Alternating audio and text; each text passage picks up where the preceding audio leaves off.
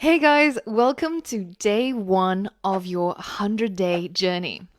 And today we're going to learn about printing, commenting, debugging, string manipulation, and variables. So it's chock-a-block full of really fun stuff.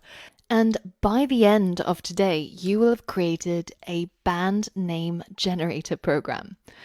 So this is the final project of today. And the idea is that, let's say that your friend was starting a new band, a rock band or a classical band, and they're struggling to come up with a good name.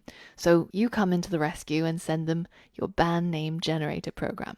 So it asks you for the name of the city that you grew up in. So mine was Bristol in the southwest of the UK.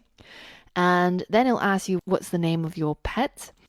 I had a pet rabbit when I was younger, and I am probably the least imaginative person, classic programmer personality. So I called my rabbit Rabbit. So now when I hit enter, it's going to give me my band name, and it could be Bristol Rabbit. So that sounds pretty cool. It could be like a rock band. So this is what you're going to make, and in the process, in order to create this, you're going to learn about printing, inputting, commenting, debugging, name errors, syntax errors, string manipulation, variables, and a whole lot more.